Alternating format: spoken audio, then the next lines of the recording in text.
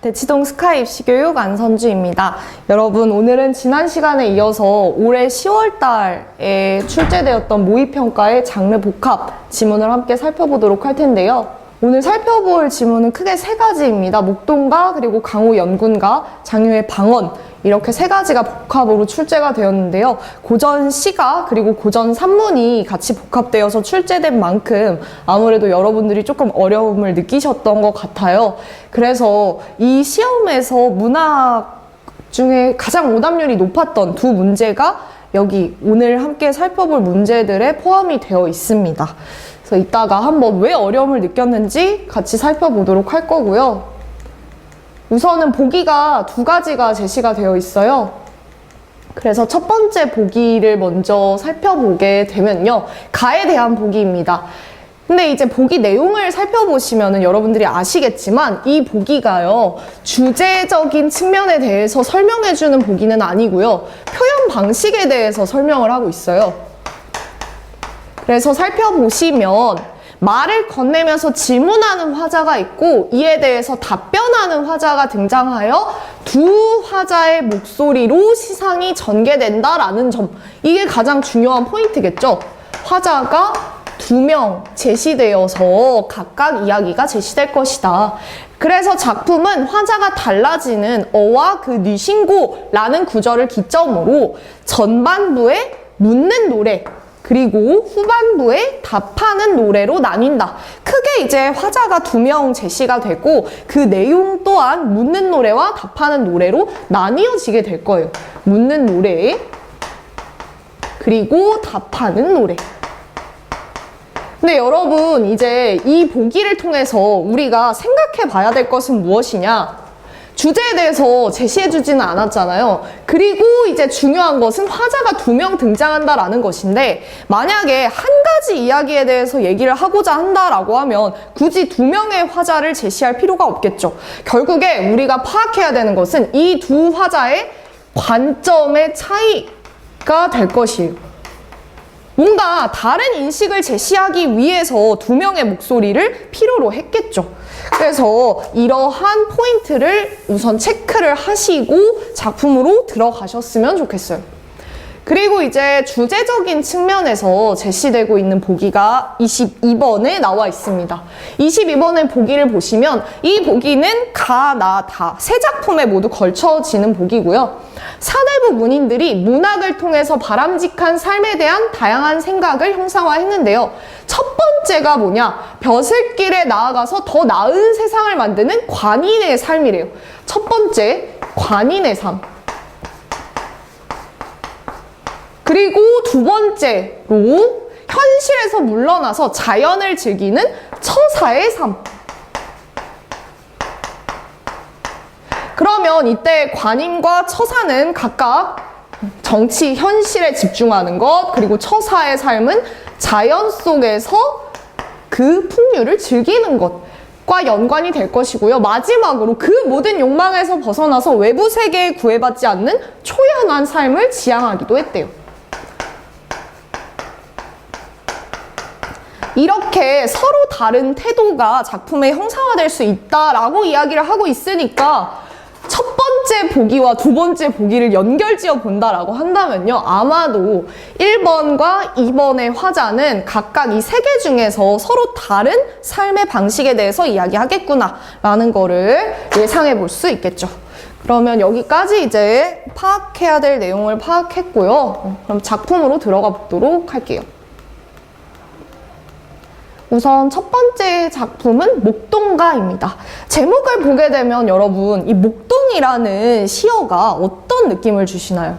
자연 속에서 소를 치는, 그쵸? 그러면 아마도 목동이 말하는 이야기는 1번하고 연결되기는 조금 힘들 것 같아요. 그쵸?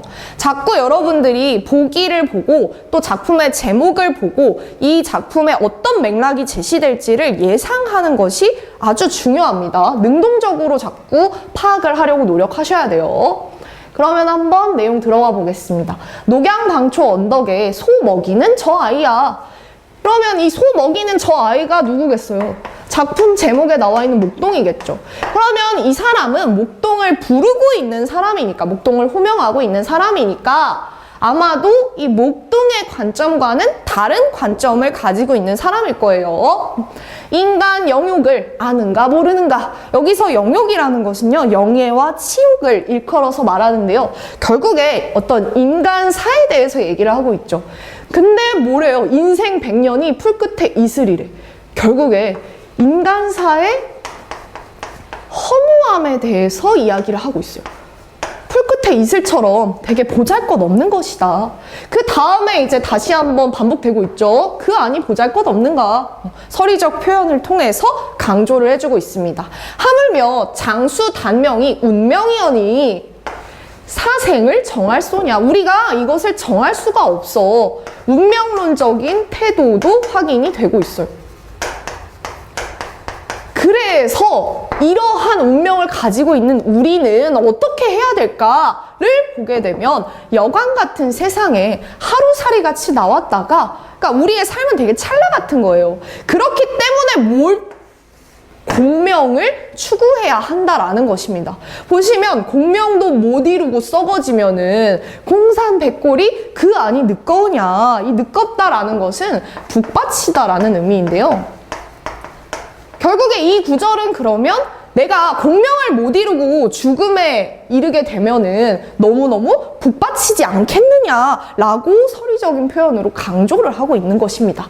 결국에 첫 번째 묻는 노래의 화자가 중시하는 것은요, 공명을 추구하는 것이에요. 그리고 이때 이 공명이라는 키워드는 보기에 제시되었던 세 가지의 삶 중에서 뭐하고 가장 연결성이 높을까요? 바로 관인의 삶과 가장 연결성이 높겠죠. 그리고 이제 다음 부분으로 넘어가 보겠습니다.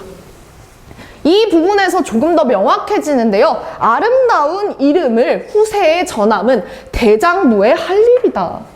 그래서 생애는 유한하고 사일은 무궁하니 우리 삶의 어떤 유한성을 인식을 한 상태로, 그렇기 때문에 우리는 뭘 해야 된다? 썩지 않을 이름을 영구히 전해야 한다. 그래서 천지와 함께 무궁해야 한다. 결국 내가 관인으로서 남길 이름, 공명을 추구하는 것이 필요하다라는 관점을 보이고 있습니다. 그리고 이제 중약 이후로 내려가 보게 되면요, 이제 목동에 답하는 노래가 나와야겠죠. 와, 그 니신고 어떠한 사람인고 하면서 그 사람에 대해서 뭐라고 하냐면요, 형용이 초최하니 초나라 대부 구런이신가, 잔원이 영락하니 학사 유자우이신가 라고 말을 하는데, 이때 구런과 유자우는 그 풀이가 되어 있었어요. 이 두 사람은 모두 정치 현실에서 뜻을 마음대로 펼치지 못하고 결국 죽음에 이르게 된 사람들인데요. 특히 이 구런이라는 사람은 이제 고사에서 많이 인용되는 그런 인물 중에 하나입니다. 자신의 뜻을 펼치지 못하고 물에 빠져 죽었던 인물이에요. 결국에 이 구런과 유자우의 모습이 너한테서 보이는 것 같다. 그것만 추구해봤자 결국에 뭐만 생겨? 근심만 생긴다라는 거예요. 그래서 아름다운 기약을 바라는가, 이별의 슬픔이 중하신가, 왜 그렇게 근심이 많아 보여요? 그런 근심에 대해서 이 사람은 지금 공감하지 못하고 있는 상태입니다. 그래서 해질녘 대나무에 혼자 어둑히 있어서 내 근심을 던져두고 무슨 말씀 하시는고. 영락은 운수에 달렸고 부기는 제천이라.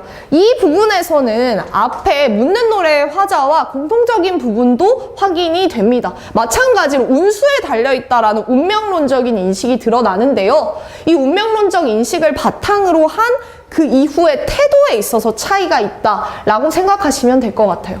천생만물하여 살아갈 일이 다 있으니 우리는 어리석어서 대도를 몰라도 인생은 저렇도다 소치기에 아느니라.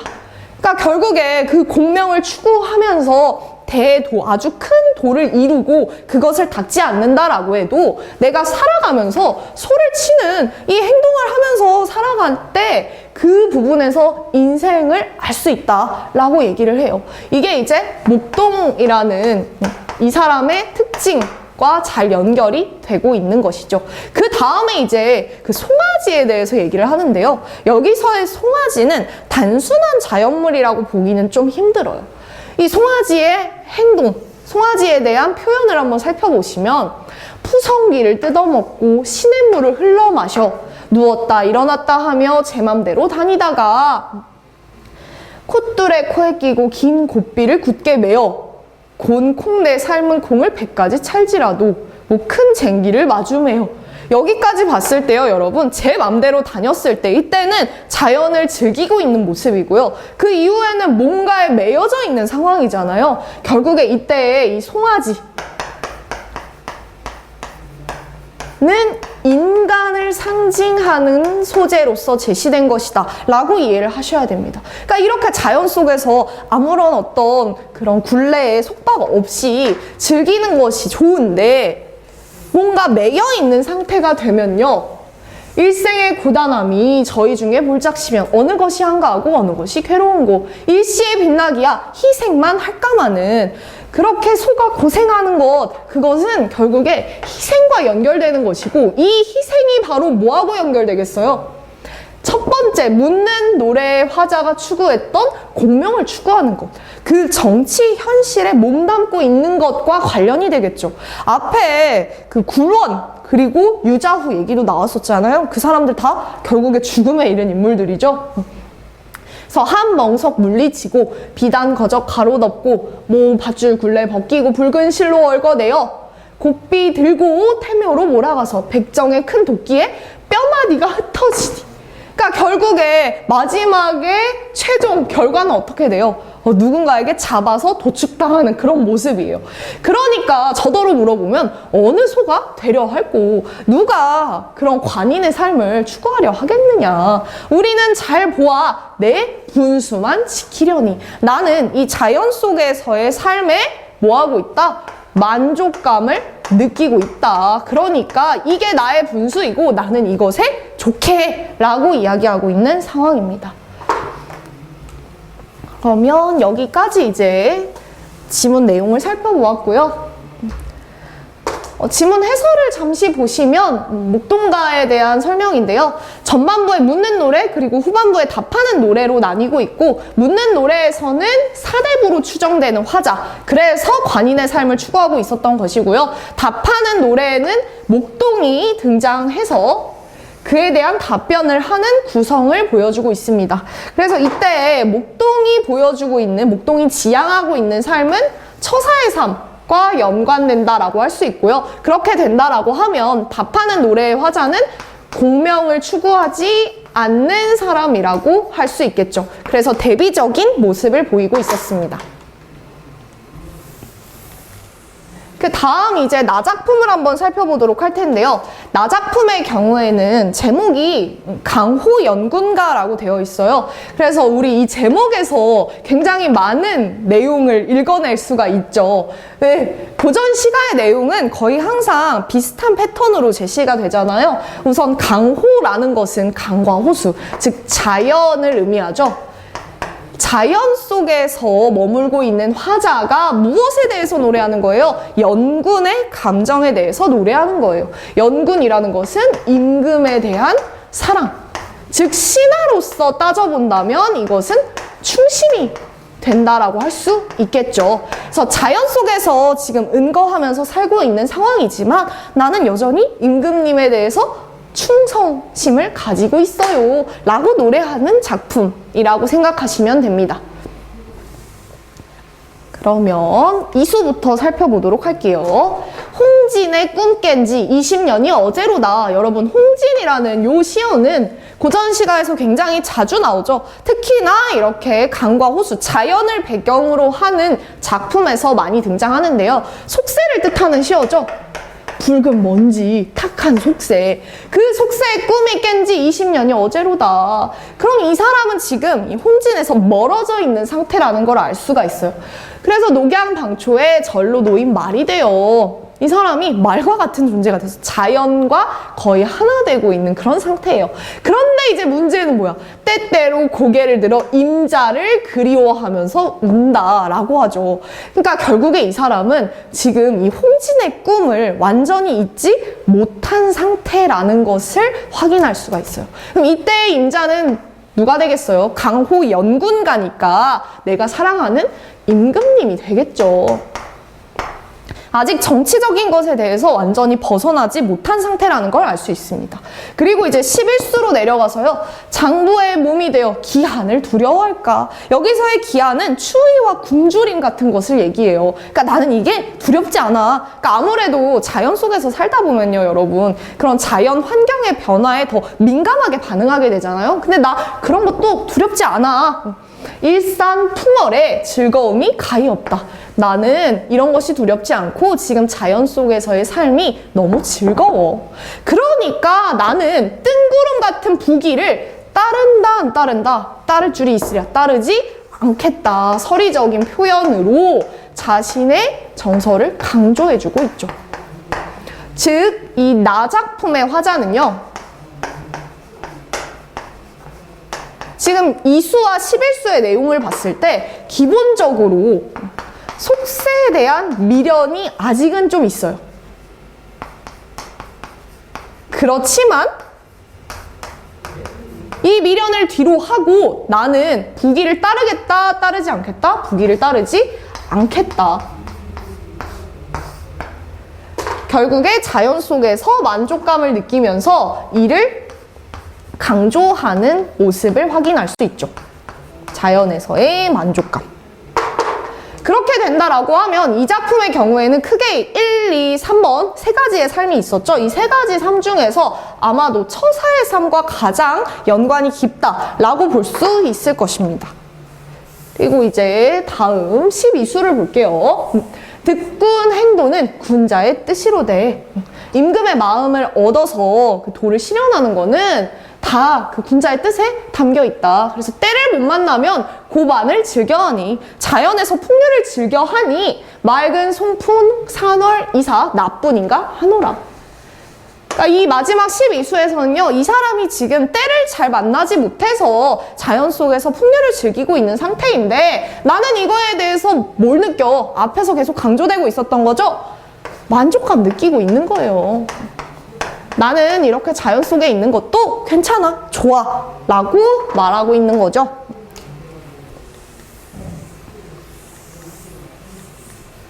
그리고 이제 다작품으로 넘어가 볼 텐데요. 아마 다작품의 경우에 조금 이해가 잘 안 된다라고 생각이 드는 친구들이 있었을 것 같아요. 제목의 경우에는 방언이라고 되어 있는데 이때 방언은요, 마구 말하면서 이제 막 헛소리까지 하는 사람들 보면서 우리가 막 저 사람 방언 터졌다 이러잖아요. 마구 하는 말이라는 뜻입니다. 그래서 이 사람이 이렇게 하고 싶은 말은 뭐냐? 첫 번째 단락을 보시면은 만물이 하나로부터 생겨나서 각기 나가 되는데요. 내가 나를 나라고 생각하는 것은 다른 사람이 자기를 자기라고 생각하는 거하고 같아. 그래서 결국에는 나와 남의 구분이 생긴다라는 것입니다. 이 다작품에서 중요한 것은 나와 남의 구분이 생긴다. 이것을 일단 처음으로 언급을 하고 있어요. 그래서 몸이 나누어져 생긴 거리가 어찌 이렇게 커졌나, 이 상황에 대해서요 좀 부정적으로 바라보고 있는 것 같죠. 살아있을 때는 나는 나, 남은 남으로 살지만 죽은 뒤에는 함께야, 함께. 그러니까 이러한 구분이 무의미하다라고 보는 것입니다. 옛 현인은 죽음을 참이라 여기고 삶을 거짓이라 여겼는데 그 역시 이런 사실을 알고 있었으리라. 그러니까 옛날에 현명한 사람은 이게 결국에 다 똑같다, 이러한 구분이 무의미하다라는 것을 알고 있었을 거래요. 그리고 이제 다음 단락 보시면 배가 고파서 음식을 먹으려 할 때는 잠깐도 몇 달 같지만 배가 부르면 먹는 것을 잊는다. 힘들어 쉬려 할 때는 지척도 천리 같지만 편안해지면 쉬는 것을 잊는다. 이를 통해 안으로 만족하고 있는 사람은 바깥의 상황에 구애되지 않는다는 사실을 알 수 있다. 그렇다면 영예나 치욕도 바깥의 상황일 뿐이니 이거에 대해서 아무런 감흥이 없을 거다라고 제시를 하고 있는 거죠. 마찬가지로 삶은 낮, 죽음은 밤과 같다는 것을 알게 되면 팽조나 노담의 장수를 부러워하지 않을 것이고 요절한 일을 슬퍼하지 않을 것이다. 그러면 여러분, 이 부분은 이제 선지하고도 연결이 되는 내용이었는데요.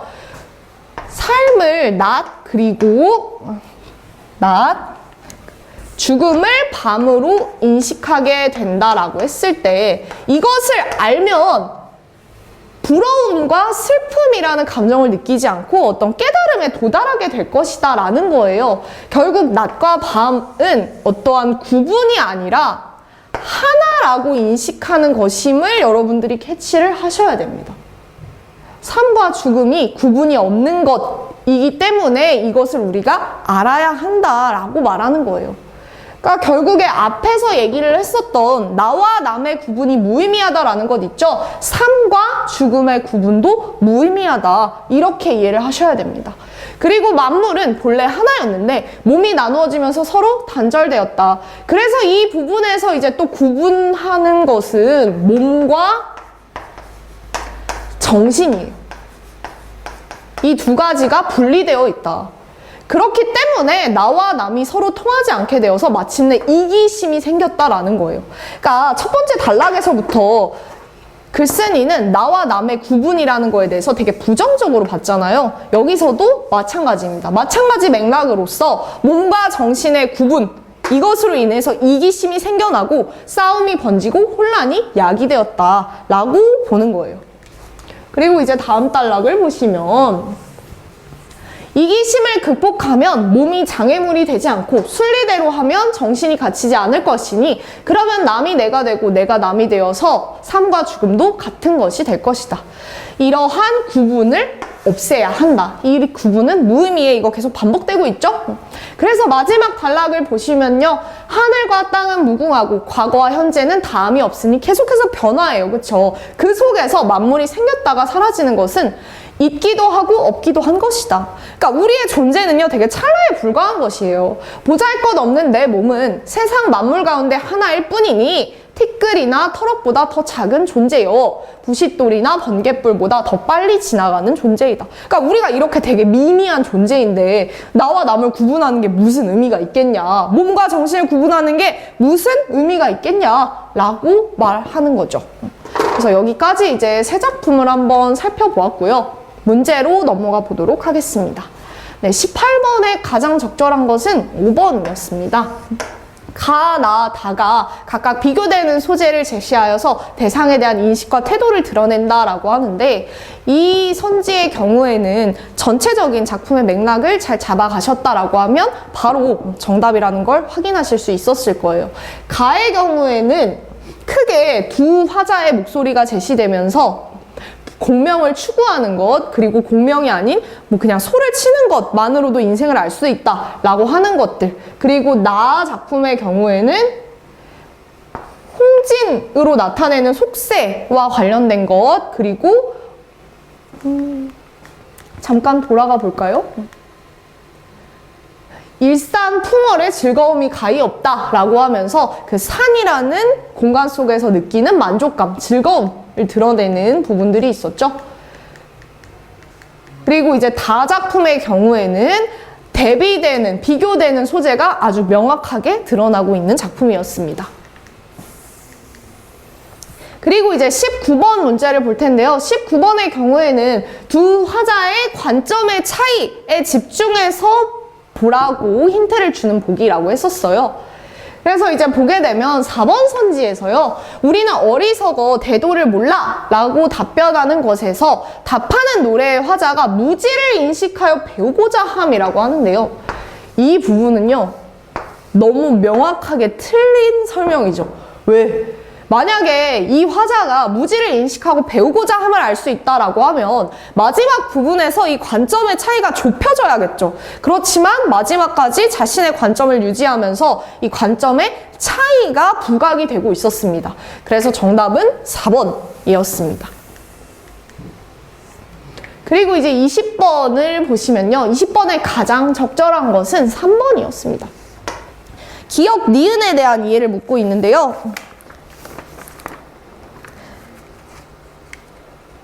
기억의 경우에는 공명, 니은의 경우에는 일산풍월이었습니다. 그래서 공명, 일산풍월. 그러면 각각의 이 시어들을 봤을 때요. 우리 두 번째 보기에 나와 있었던 내용 있죠? 이 내용하고 각각 연결시켜보는 게 정말 이렇게 딱딱딱 딱딱 이렇게 맞아들 텐데요. 공명의 경우에는 관인의 삶과 연결되고 일삼풍월은 처사의 삶과 연결이 되겠죠. 그래서 이 사람은 기어 공명을 이루는 일로부터 물러나서 풍월을 즐겨야 하는 때도 있다라는 인식을 마지막 부분에서 아주 명확하게 드러내고 있었어요. 때를 만나지 못해서 고반을 즐기고 있다. 그리고 나는 그거에 대해서 만족감을 느낀다 라고 이야기하고 있었죠. 그리고 21번 문제입니다. 21번의 경우에는 이 10월 모평 전체 문제 중에서 오답률이 2위였던 학생들이 많은 어려움을 느꼈던 문제였는데요. 가장 적절한 것은 2번 선지였습니다. 이 2번 선지 자체에 대해서 이게 무슨 의미지? 라고 이해하지 못한 경우들이 있었는데요. 삶의 유한성에 대한 인식에서 비롯한 욕망을 드러낸다라는 설명입니다.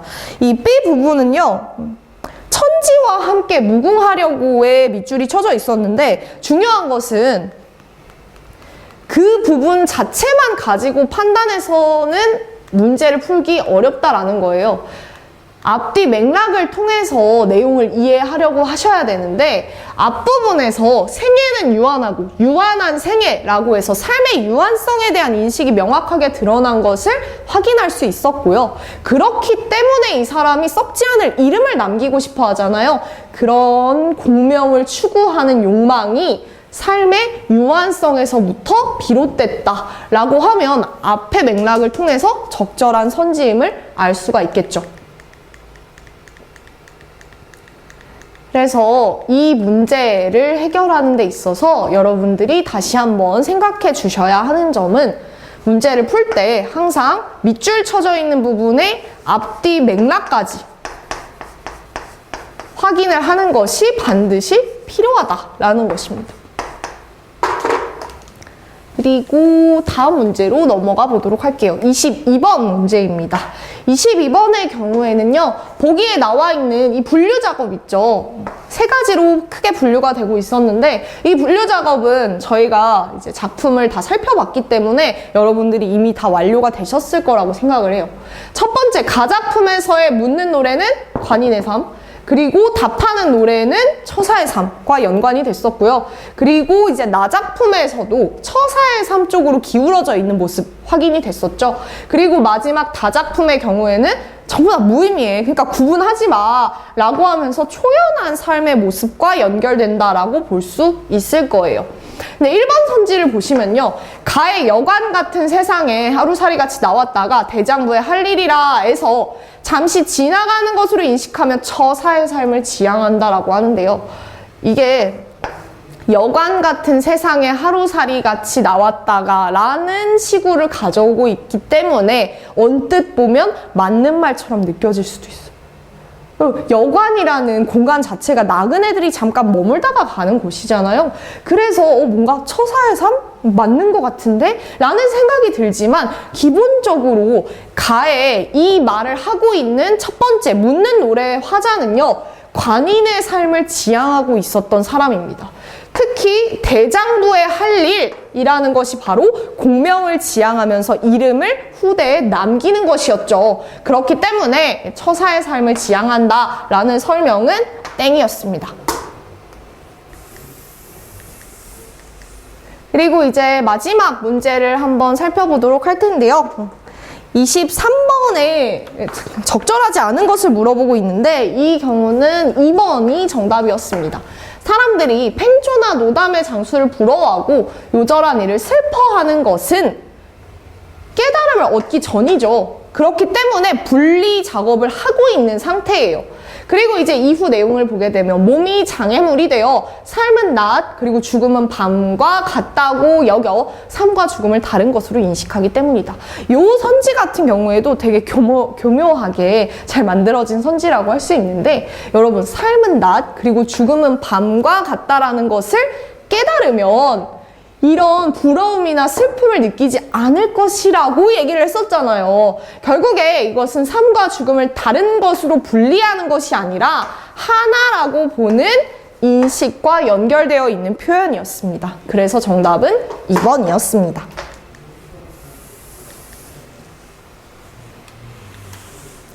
네, 그러면 여기까지 오늘은 10월 모평에 출제되었던 갈래복합 지문을 함께 살펴보았고요. 여러분 수고하셨습니다.